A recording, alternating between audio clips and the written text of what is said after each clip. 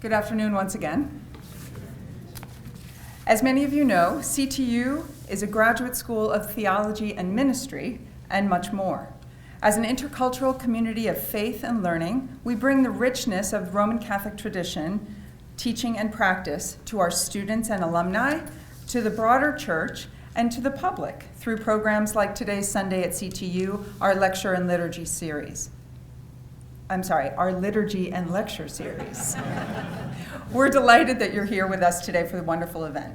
I'd especially like to thank the host committee who makes programs like these possible. Steve K. Stout, DePaul University's Chief of Staff and a new member of the Board of Trustees at CTU, and his wife, Allison. Alumnus Ryan Lentz of the Archdiocese of Chicago, more on their efforts shortly regarding climate change. And current student Saskia Alginka, and the CTU Witness Program Club, the Student Social Justice Organization, and faculty members Sister Dawn Nothware, Christina Zaker, and Sister Mary Froelich. So thank you. CTU is known for our distinguished faculty.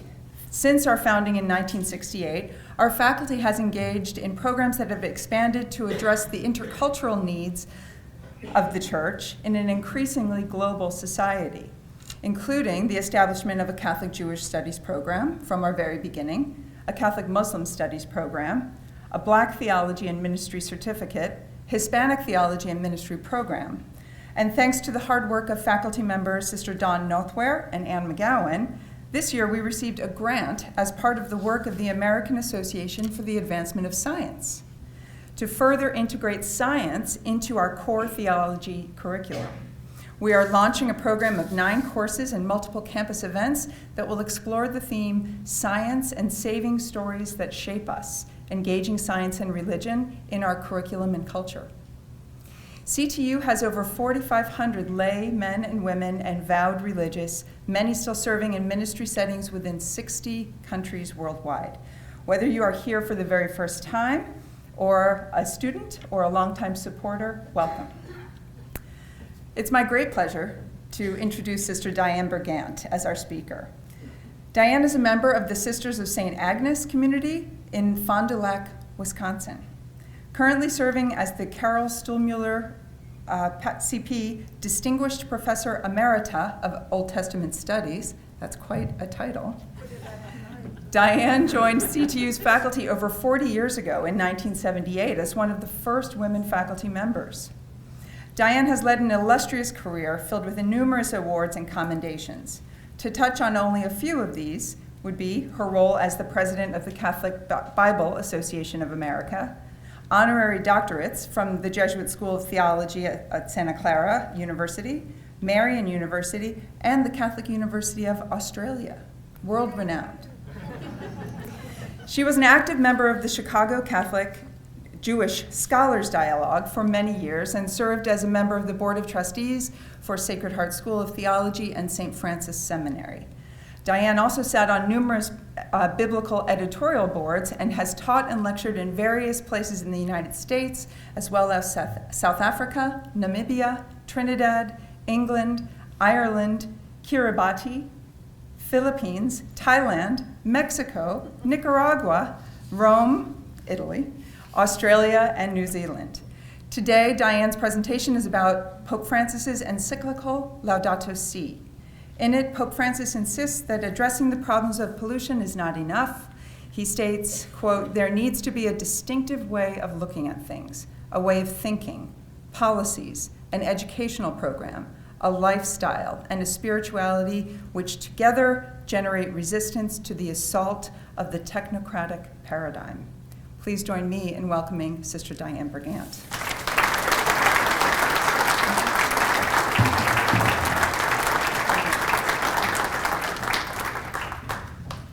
Got to move furniture first. Okay. Back in 1920, a poet, Max Ehrmann, which some people might know the title of the poem, Desiderata. Within that poem, he says, "You are a child of the universe, no less than the trees and the stars. You have to be right there And whether or not it is clear to you, no doubt the universe is unfolding as it should. It was in 1920, not 2020. So if you are beginning to appreciate this as most of us are, you're 100 years late.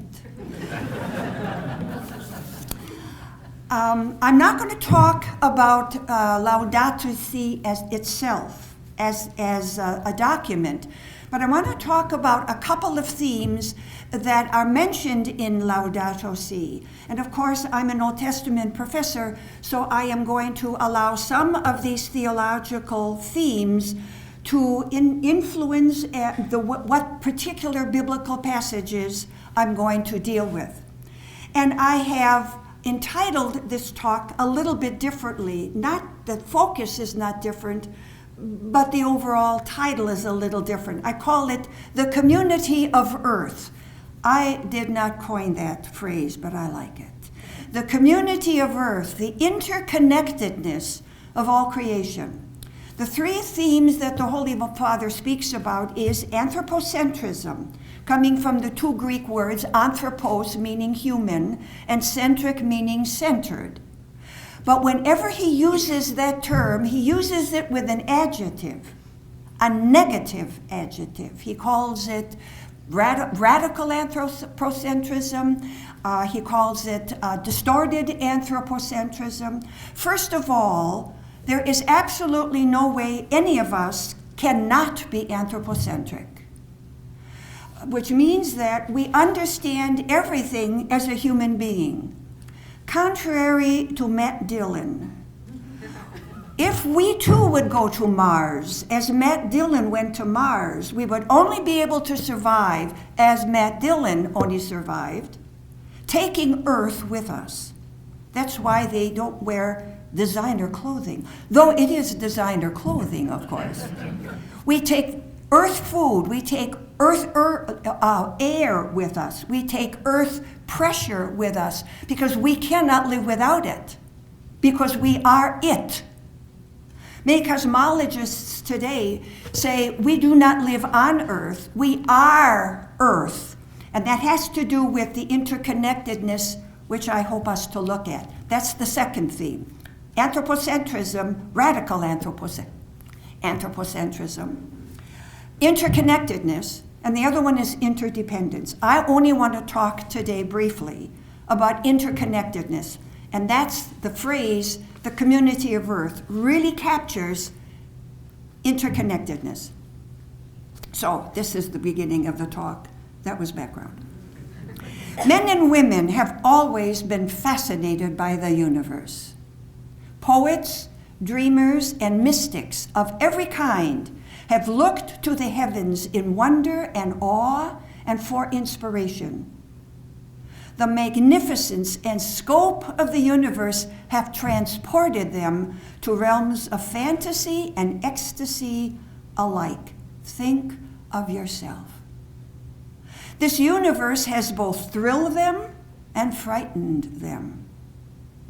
They have traced the positions of the stars and uncovered Orion the hunter. They have recognized the sparks of Thor's hammer in the lightning that streaks through the sky. They have been startled by the voice of Yahweh in the thunder that rolls across the heavens. They have experienced the phases of the moon in the monthly cycle of women. Just as elements of the heavens were anthropomorphized, I did say that right, anthropomorphized, yeah, well, I'm going to say it that way. Described with human, which means described with human characteristics.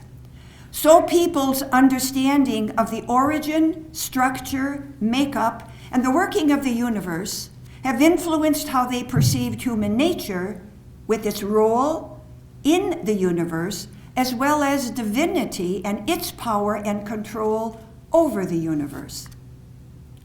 Turning to the Bible, we discover that many of the stories that the ancient Israelites told about themselves reveal traces of their understanding of their own origin and place in the universe. For example, In the first creation story, we read that God created a dome to separate the waters. From passages such as these, we see that they believed that earth was originally covered by creative waters, or chaotic waters, first of all, and then creative waters. These waters were then separated. The waters above the earth were held in place by a dome. The other waters were gathered under earth itself. Now, why did they think that? Because that's what they experienced. There are waters above, we call that rain, and there are waters underneath. And that happens when the earth can no longer absorb water. So if you're caught between the chaotic waters coming down and the chaotic waters coming up, that's chaos, and we can be destroyed. So their experience is found in their understanding of the universe. This cosmological perception grew out of the people's own experience. Passages from various Psalms provide insight into cosmological understanding, that God lives up in heaven. The ancient world had many different understandings of the universe, and one of them which we see reflected in and spoken about in the Old Testament is a three-tiered kind of universe, where human beings live on a flat earth, because that's their experience. The dead are under the earth, because that's where we put them, and the gods are in the heavens. From that perspective, a literal interpretation of ascension into heaven or assumption into heaven makes sense. But we all know we do not live on a flat surface. We live on a sphere. And when you live on a sphere, which way is up? And how far is up? And if we are going to read those two narratives, ascension and assumption, literally, then in a certain sense, according to contemporary science, unless Jesus and or Mary have hit something out in the universe, which of course we don't call it universe, there are universes, multiverses, unless they have hit something, they are still in a trajectory shooting out into the universe. Jesus first, Mary second. Because that he died first, and he ascended first, and then she died and she was assumed. Now you laugh because you know that the way I have described those two mysteries of our faith is ridiculous. Well, then why do we still talk about heaven being up? And why do basketball players, when they do a three-pointer, look up to heaven? Again, in experience, the way we understand experience, whether that is experience of the cosmos or experience of human nature, one reflects the other. We have understood in the new way, the science of the cosmology. We have not yet made, many of us, the shift to understand some of our religious stories, religious narratives. We still understand them as if we are operating in that three-tiered universe. So there's a lot of work to do for anybody who wants to begin to concentrate either on scripture or systematic theology. Throughout the history of human enlightenment, significant revolutionary scientific discoveries have forced new cosmological renderings, and theological revisions have followed this shaping. For example, Pythagoras insisted that the earth is a sphere and not flat, and this challenged a literal understanding that God is enthroned in the heavens above us.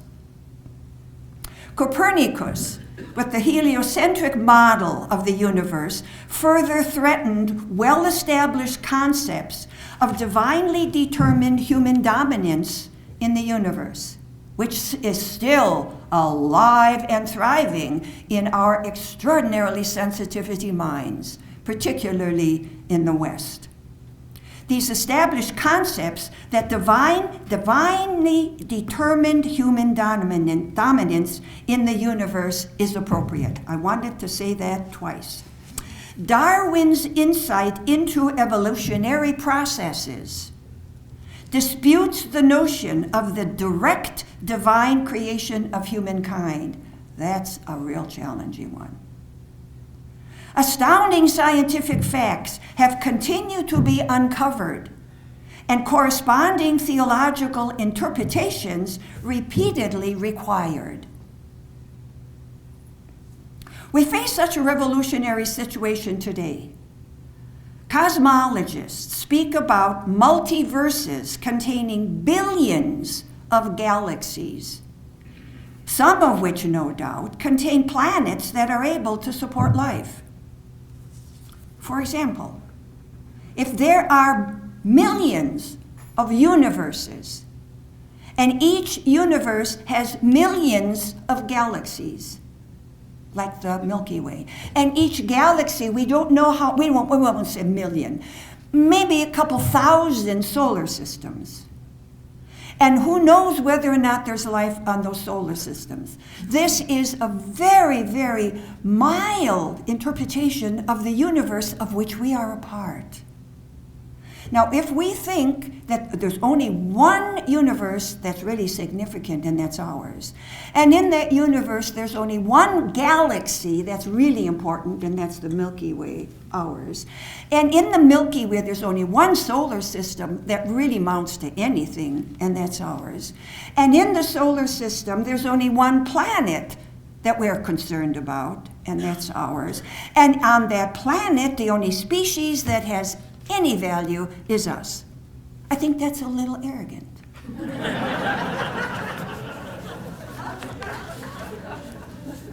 How are we to understand if all of this multiverse?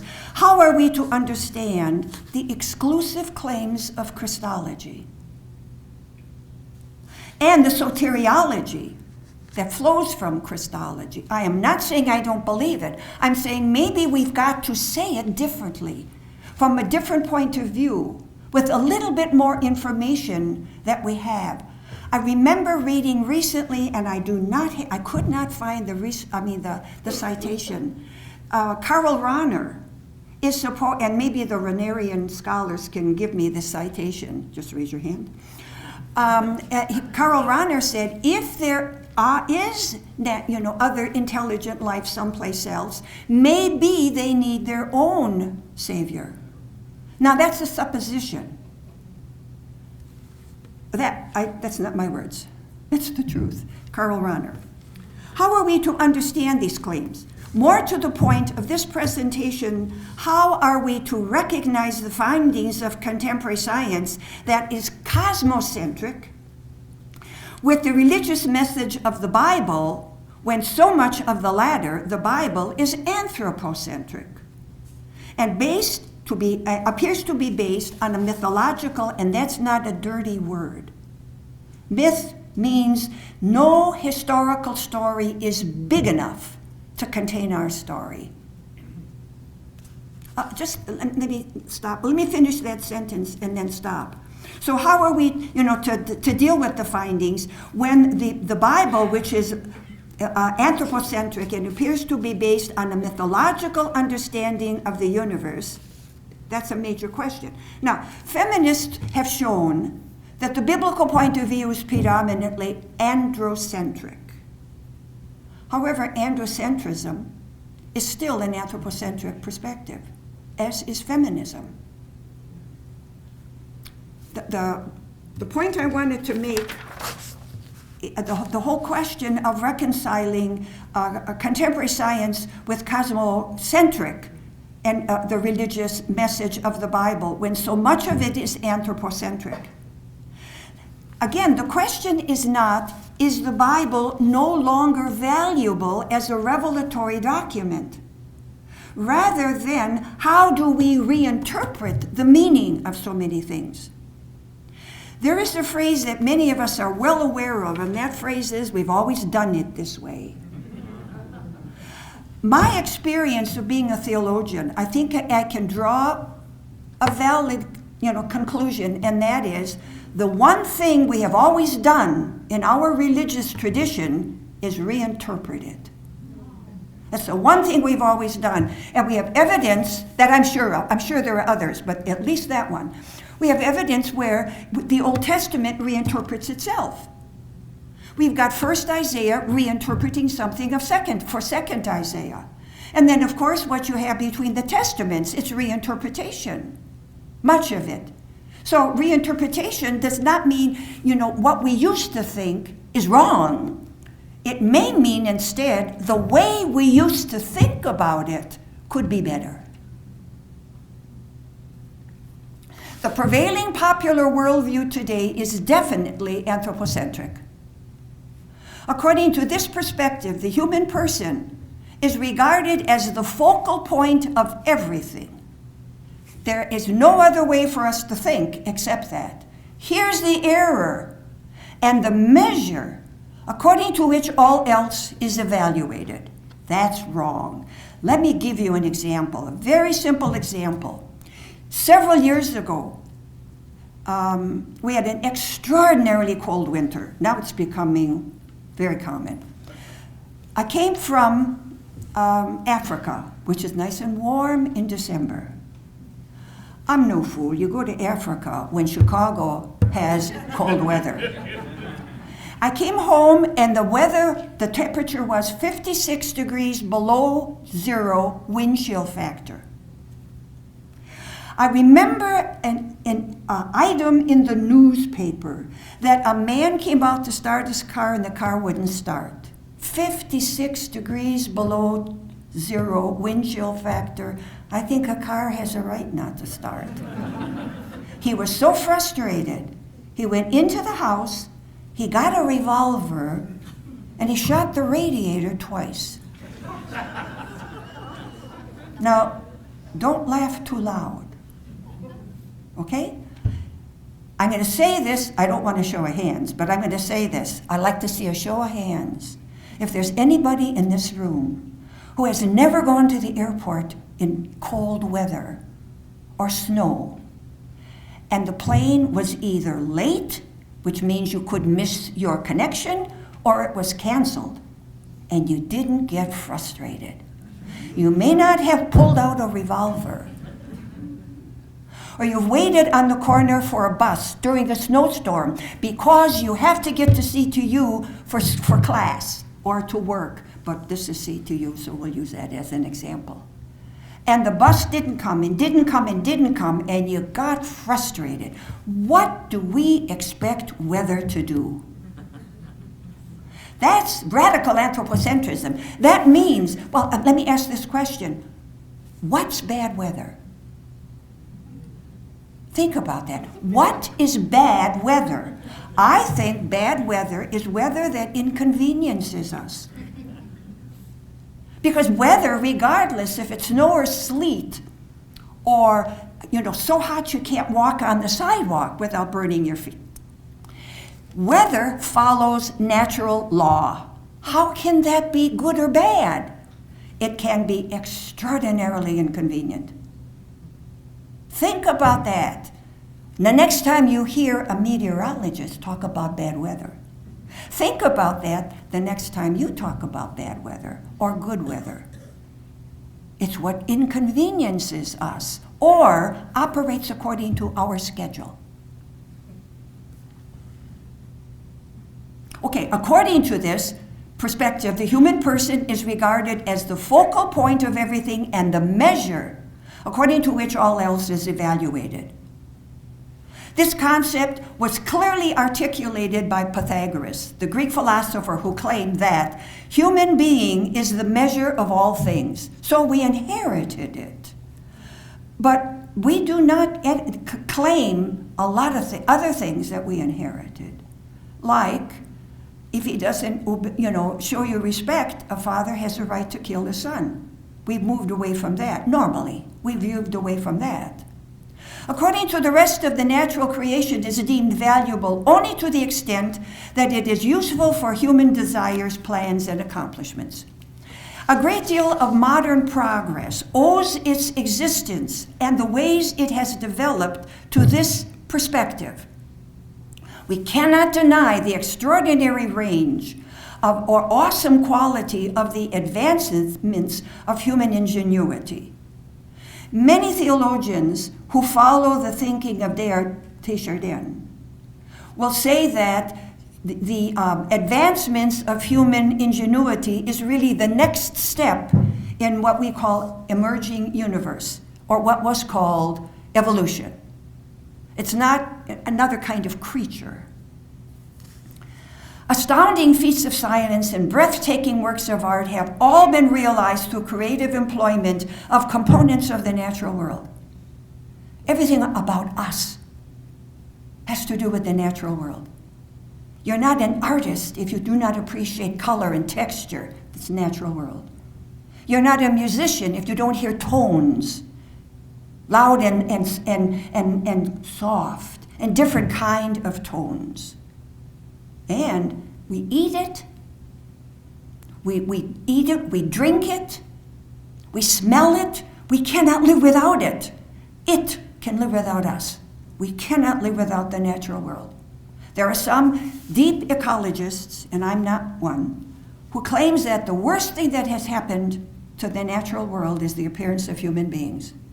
Now, that's a very radical statement, but given the evidence, a great deal of modern progress owes its existence and the ways it has developed to the goodness of human creatures. No question about that.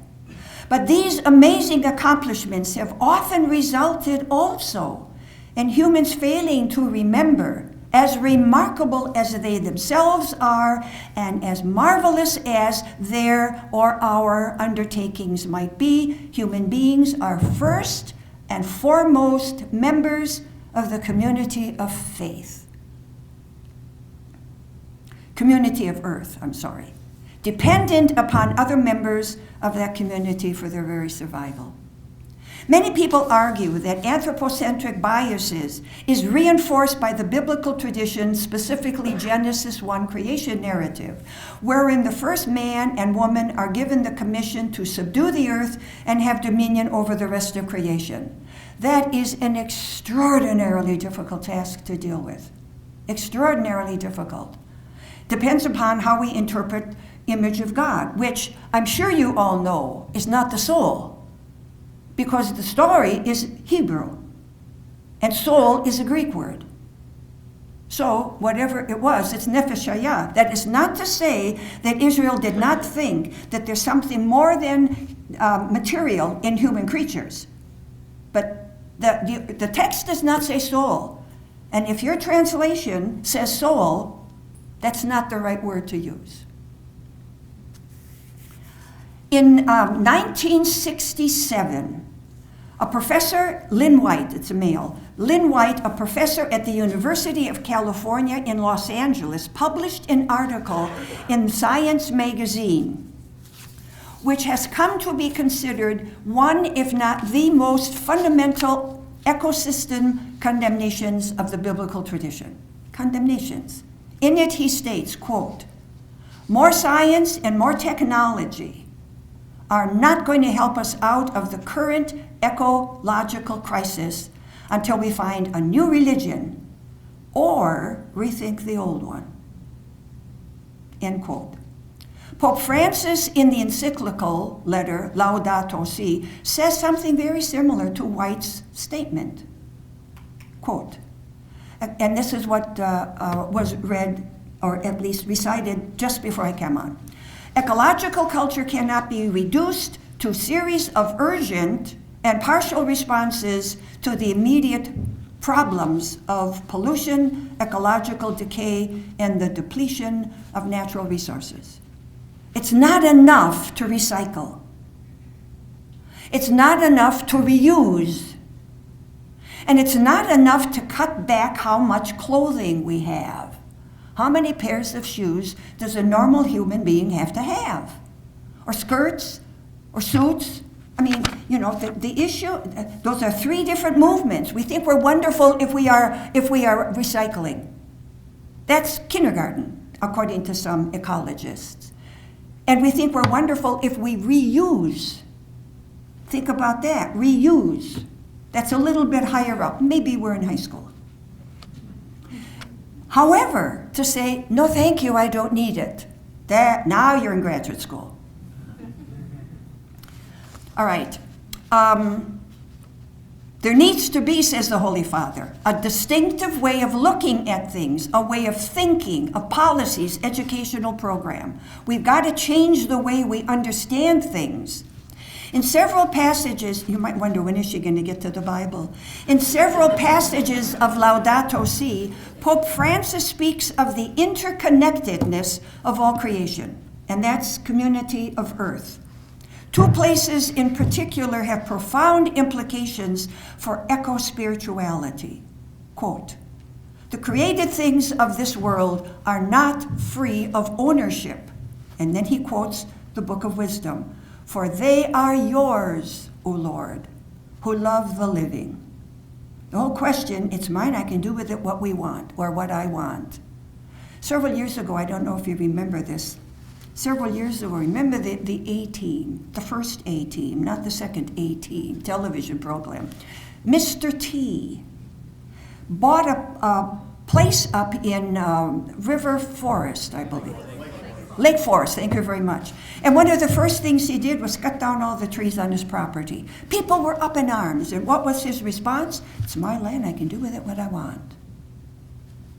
Trees, maybe, not too long ago, people who were concerned about environmentalism were called tree huggers. Maybe every one of us ought to adopt a tree and hug it. Because with no trees, no oxygen, no life. All right, so we go on. This is Pope Francis speaking again. "This is the basis of our conviction that as part of the universe, community of earth, called into being by one Father, all of us are linked by unseen bonds and together form a kind of universal family, a sublime communion which fills us with a sacred, affectionate, and humble respect." The idea, that we are part of the universe, that we are invisibly linked, but still linked. Chances are you do not recognize how closely, physically, you are linked to the people in this room. It's not simply by touching or hearing or even smelling that we are linked. Everything is not the way it appears. For example, this podium sounds solid. And we learned, if not in grade school, in high school, it's not. Because it's made up, ultimately, of atoms. And atoms are fundamentally space. So this thing is not solid, but it feels solid, and it looks solid. Seeing is not always believing. The Pope goes on. Here I would reiterate that, quote, and this is in again, Laudato Si. "God has joined us so closely to the world around us that we can feel, or we should be able to feel, the desertification of the soil almost as a physical ailment, and the extinction of a species as a painful disfigurement," end quote. Further in the encyclical, the Pope says, quote, "Everything is interconnected, and thus invites us to develop a spirituality of that global solidarity that flows from the mystery of the Trinity," end quote. Recognition of this notion of interconnectedness resulted in the emergence of the concept community of faith. This concept is not new. In a book published in 1949, a Sand County Almanac, shortly after it was published after the death of the author, the great ecologist Aldo Leopold speaks about the interconnectedness of all elements within an ecosystem. So what I mean when I say most of us are Thank God we're on the boat, but we're 100 years late in many ways. His ideas, this is a quote from that book. A thing is right when it tends to preserve the integrity, stability, and beauty of its biotic community. End quote. His idea of land ethic enlarges the boundaries of the community to include soil, water, plants, and animals. In the same vein, in the 1970s, a chemist, James Lovelock, developed the Gaia hypothesis, named Gaia after the Greek goddess Earth. This theory claims that all organisms, along with their inorganic environment, are so interrelated that a single self-regulating complex system is formed that maintains the life on Earth. So we think of this, ecosystem, this ecosystem, this ecosystem, whether that be, the plants, the animals, and his claim is it's all one ecosystem. This theory claims, those who espouse this view argue that Earth itself, in its totality, is a living creature, functioning according to a myriad of interrelated systems, just like in a human body. And this may be a poor analogy, but a lot of systems that keep us one and healthy. You got the circulatory system, you got the immune system, and we've got all different systems. And they all do their part, but they're all connected with each other. In great diversity. This hypothesis was co-developed by Lynn Margulis, a microbiologist whose own theory of endosymbiosis is now considered scientific orthodoxy. She is the wife of the now deceased, first probably popular ecologist Carl Sagan. Some of you may remember that name. When I discovered that, I thought, what did they talk about at the breakfast table? Though some of the aspects of the Gaia hypothesis have generated controversy in the scientific world, its fundamental premise remains intact, namely, that some form of symbiotic relationship exists within and among all of Earth's creatures. This insight leads one to conclude that human beings do not merely live on Earth, but are in fact a form of Earth. All right, now, rereading the Bible. This is, again, the background of what I'm talking about. Earth's ability to bring forth living beings is proclaimed in the earliest verses of the first creation narrative. Quote, "Then God said, let the earth bring forth vegetation, plants yielding seeds, and fruit trees of every kind on earth that bear fruit with the seed in it. And so it was.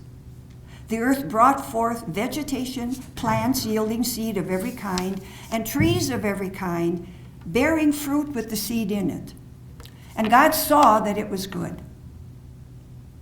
Regardless of how these words are translated, this first account clearly describes a form of symbiotic relationship. Now, I'm not suggesting that the ancient people had sophisticated science. I don't want to give them more credit than they deserve. But traditional people who live close to Earth recognize their oneness with Earth. And unless you've got a goat in the backyard who will provide you with milk and food, meat, maybe skin, for shoes, or if you're going to have a little hut in the backyard, we are so far removed from the food we eat and the drinks we drink. So if you want meat, chances are you get it wrapped in cellophane, and then it's rewrapped in sealed cellophane, and then it's put in a plastic bag. If you are willing to pay 7 cents for a plastic bag in Chicago, which I think who doesn't? I think most people are. Because what's 7 cents? All right, so there is this symbiotic relationship between Earth and its mysterious life-bearing and life-bestowing powers. Earth knows how to reproduce itself. No one tells it to. No one says, and again, anybody who grew up on a farm, you didn't tell, the crop, don't forget, the beginning of September school starts. So make sure we do the plowing before school starts. No, school follows when the crop is ready to be harvested. How come Earth knows all that stuff? What is within Earth that makes it know what to do and to cleanse itself? Earth can cleanse itself. Water can cleanse itself. Now, it may take a couple million years, but it can do it without us.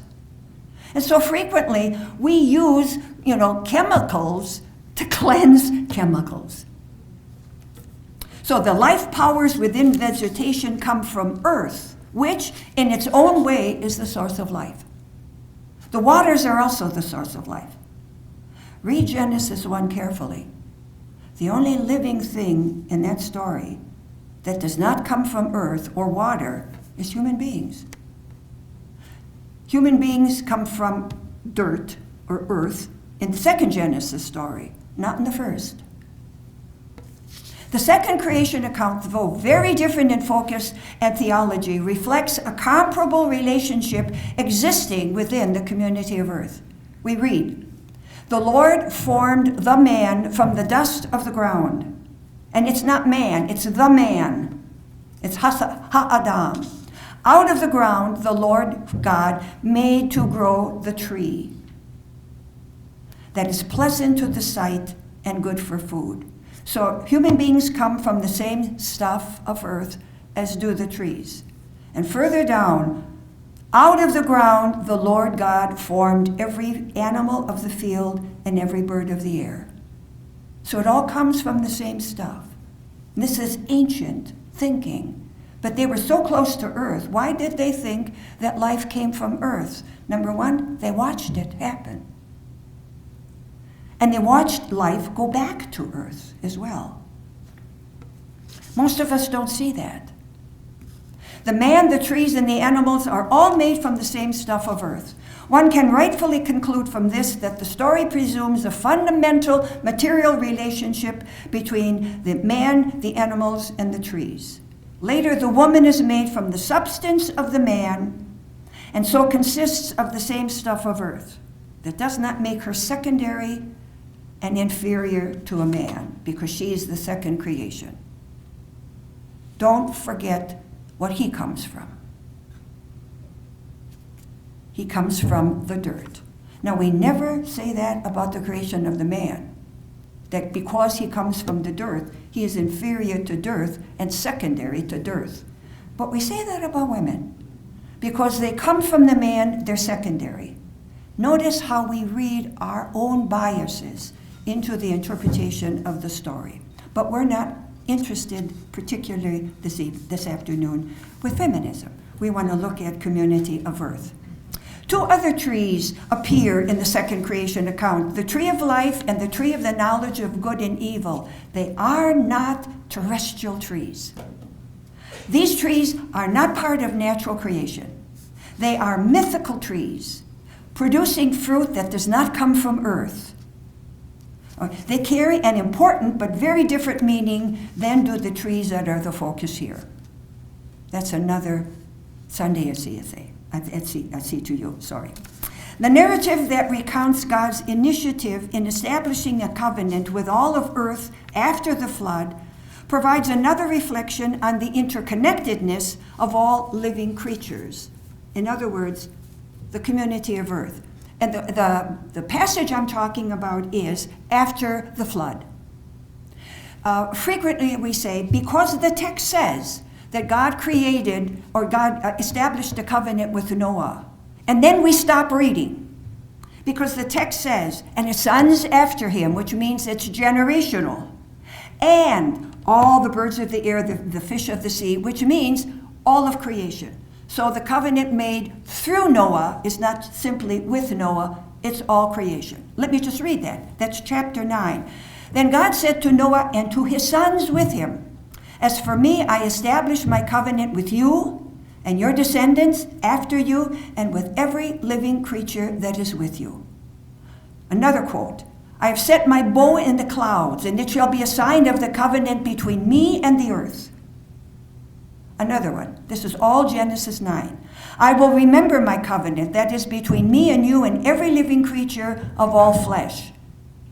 Another one, "I will see it and remember the covenant between God and every living being of all flesh that is on the earth." And the last one, "This is the sign of the covenant that I have established between me and all flesh that are on the earth." Sometimes, because covenant is not really a significant word in our lifetime unless you're a lawyer. I understand that that word is used in law, covenant, but it's not normally used in other professions, which means for us it is a religious word, it's a theological word, it's a biblical word, but it was something to ancient Israel. And a covenant connection was serious business. Just let me give you a quick reminder of what we find in Genesis 15, which is the story of God entering into covenant with Abraham and his descendants after him. And it's the story where God says to Abram, "Go out and get some animals, slaughter them, separate the carcasses." And then God casts a deep sleep in Abraham. And then God walks through the carcasses. That's referred to in theology as cutting the covenant. Now, what does that action mean? All right? Normally, and we know this, again, not so much from Israel, except they have it in the text, so they knew how a covenant worked, how this ritual worked. But we know that it was practiced frequently with the Hittites, an ancient Canaanite people. Usually, well, I would say always, except here, both participants walked through the slaughtered animals. And that action said, if I do to you, or if I'm not faithful to my promises, my covenant promises, which we agree on beforehand. Nobody entered into covenant blindly. They knew what they were getting into. So this action says, if I am not faithful to what we have agreed on, you have a right to do to me what we have just done to these animals. Can you imagine such a ritual after people enter into covenant of marriage? Religious profession? No, I'm not saying we should. But I'm saying, when you read that, realize how serious. Whether they acted it out or not, I am sure that other ancient cultures did. We don't know if Israel did, but they knew about it, and they used it to underscore the seriousness of covenant. So God entered into covenant with the whole natural world.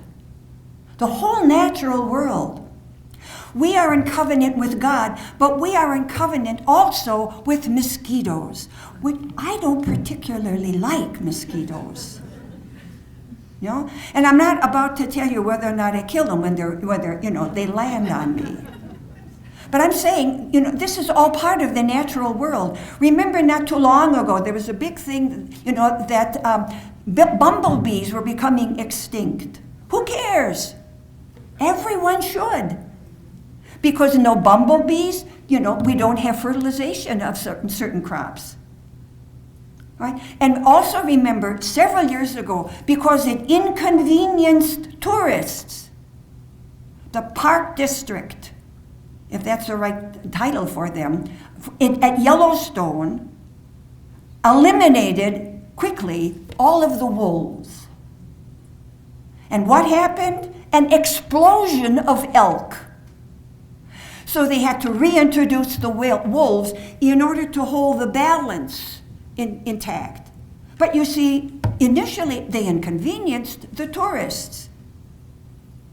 I don't see pictures of tourists feeding wolves, but I see them feeding bear and wondering why the bear keep coming to the cars. Because they figure we can eat. And if there's no food, we can eat them. In addition to the references of living creatures, this second account also mentions earth and all flesh. Though earth may mean land as a specific territory, its primary meaning is earth in the cosmological sense. While all flesh frequently refers to human beings, it also carries the broader reference of all living things. This is the way it is understood here. And these details in the narrative support the notion of community of earth. So the interconnectedness of all natural creation is found in other passages throughout the Old Testament. One way, and I got a lot of them, but I won't go too much longer. One of these is what is referred to frequently as land rest. Again, if some of you grew up in farms, you know what land rest is. And it's a kind of sense that the scripture refers to it as a Sabbath. All right? And it's part of the Sabbath tradition that the land rests as well, and not just for one day. The book of Deuteronomy has long been known for its admiration of the land promised by God. Because of its fertility, the land is acclaimed as the land flowing with milk and honey. The book has also been credited with the sense of humanitarianism. In addition to this, its sensitivity to the vulnerable members of community is extended to the land, and also to the vulnerable animals that inhabit that land with human beings. These themes reveal ancient Israel's recognition of community of earth. The fourth commandment found in Deuteronomy prescribes rest from earth. Now think, why are we told to rest? And invariably people will answer that because God did. And the issue is, why did God rest? Because there is a tradition that does not say that. That's the one I want to read. We find in Deuteronomy chapter 5, observe the Sabbath day and keep it holy as the Lord your God commands you. 6 days you shall labor and do all your work. But the seventh day is the Sabbath of the Lord your God. I'm sure we all know that. You shall not do any work, you or your son or your daughter. Now notice the class distinction, because when the owner doesn't work, frequently it's the work will get done because the kids will do it. Or your son or your daughter, or your male or female slave. If the kids don't do it, then the workers will do it. Or your ox or your donkey or any other livestock. So on the one hand, we may say they must rest. On the other hand, I would ask the question, what's the problem with work that nobody can do it? Or the resident alien in our towns, so that your male and female slave may rest as well as you. Remember that you were slaves. This is why in Deuteronomy you observe the Sabbath, not because of creation. Creation, Genesis 1, read it. All right, what you find in Deuteronomy is not creation theology, rather because you were slaves in Egypt. It has to do with salvation theology. However, remember you were slaves in the land of Egypt. The Lord your God brought you out from there with a mighty hand and an outstretched arm. Therefore the Lord your God commanded you to keep the Sabbath day. So we've got the Sabbath day, okay? We're not yet to the Sabbath year, but we're getting there. We find in Exodus, human beings, well, this is what Exodus, and this is Exodus 23. For 6 years you shall sow your land and gather it in its yield, but the 7th year you shall let it rest and lie fallow. Now why? Okay, I think there are several reasons why. One reason is good agricultural policy. All right, but notice, you shall do the same with your vineyard and your olive orchard. And we find the same thing in Leviticus. But in the 7th year there shall be a Sabbath of complete rest of land, a a Sabbath for the Lord. You shall not sow your field or prune your vineyard. You shall not reap the aftergrowth of your harvest or gather the grapes of your unpruned vine. It shall be a year of complete rest for the land. So the land must rest as well. You may eat what the land yields during its Sabbath, you and your male and female slaves, your hired and your bonded laborers who live with you. So, all right, we've had a Sabbath day, now we have a Sabbath year. But there's something else yet, and that is the Jubilee year. It's all part of Sabbath tradition. This practice indicates, the practice of allowing the land to lie fallow, indicates that because concern for the people, Israel chose not to lay burdens on the land that it might be able to bear. This concern for the land is also at the heart of the Jubilee year, the special sabbatical year that was observed after 7 Sabbath years. For most people, Jubilee means you got to go watch. That's not what we're talking about here. This year, Jubilee year, was to be observed as a fallow year. Now think, if you don't plant and plow and harvest, you get no food. So the year before this year, you got to make sure you got enough food to carry you over for 2 years. Why would the text demand that there is a year where there is no harvesting? And now, if we've got a Jubilee year, you're going to have a sabbatical year followed by another Jubilee, a Jubilee year, which is another year where there's no harvesting. Now think about, what's the text supposed to be teaching us? Again, what's wrong with work? And both of them have to do with work. We rest and we allow the land to rest. And most likely, the issue is when you cannot provide for yourself, you got to trust in God.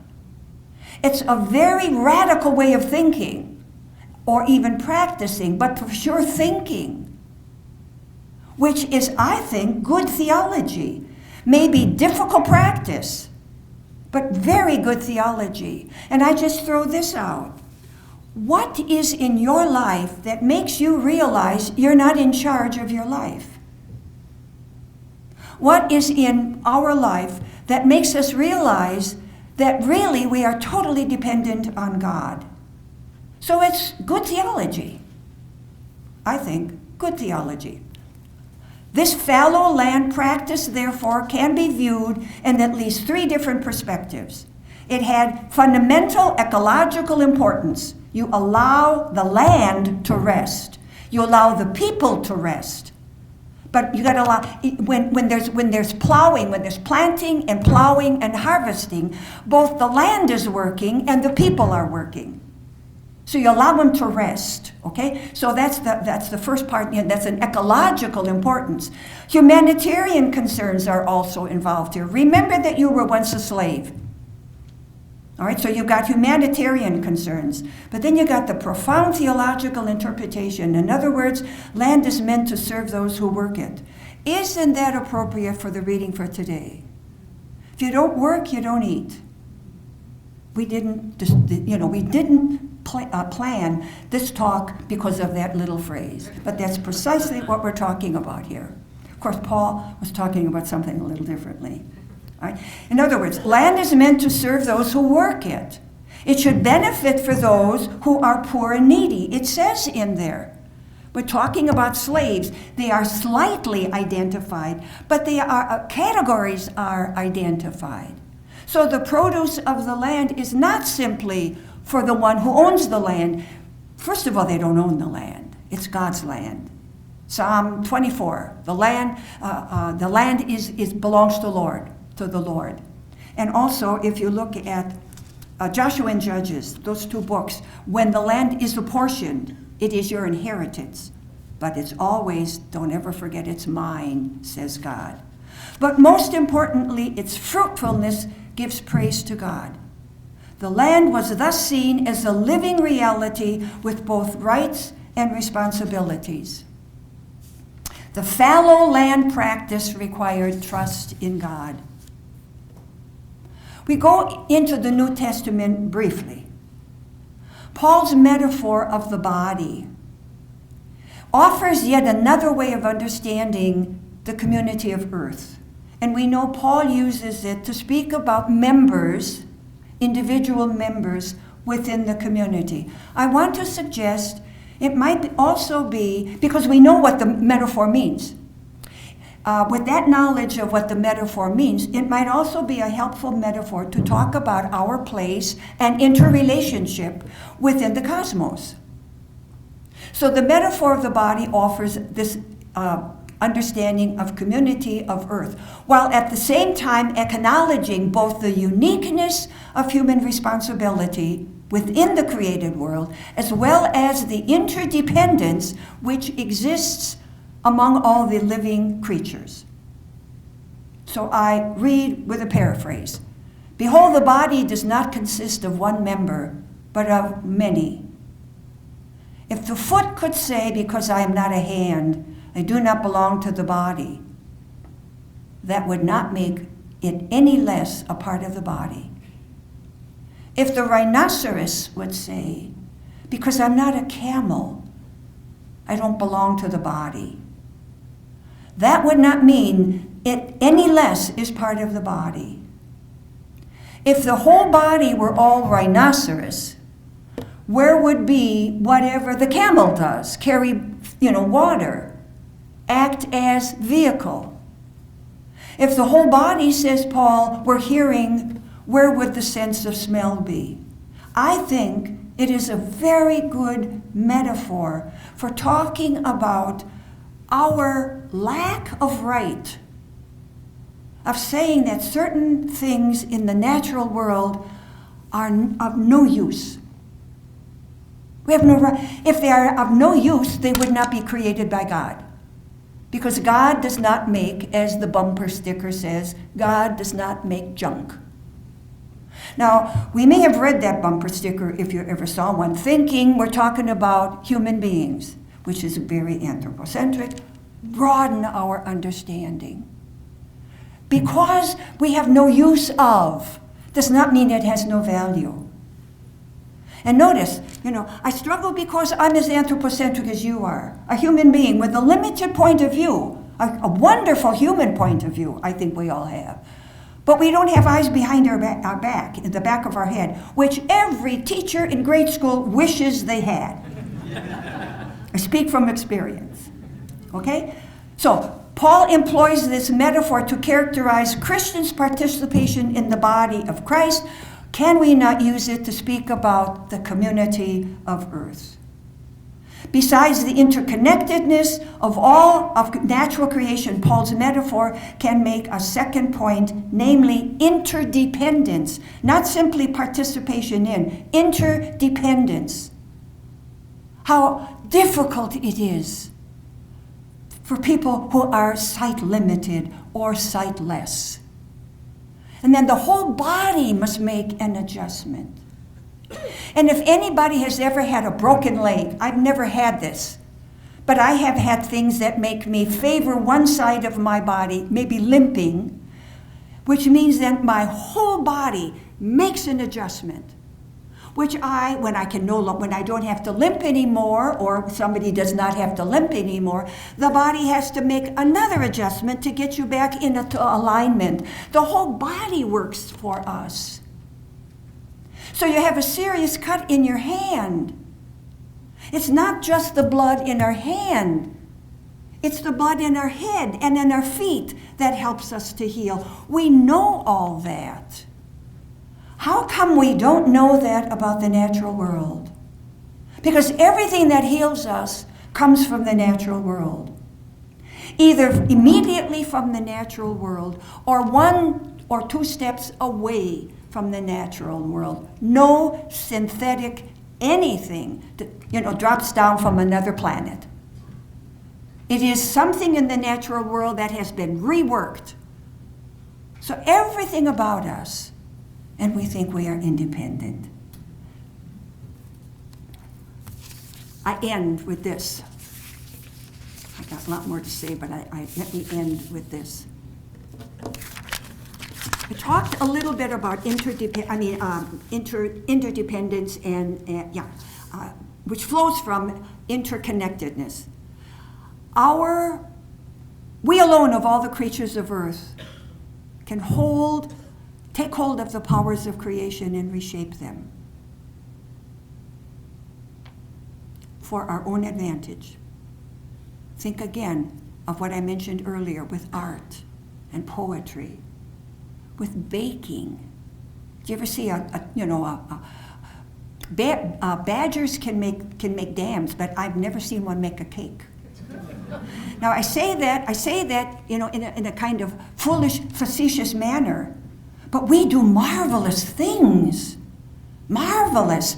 But we do them with the rest of creation. We don't do them all by ourselves. You can't bake a cake if you don't have the ingredients. You can't wish one into existence. Only God can. We alone have discovered fire and have harnessed the energies of water and the wind and the sun and the atom. So when I speak about, with great passion, when I speak about community of earth, in no way am I in any way minimizing the magnificence of human beings.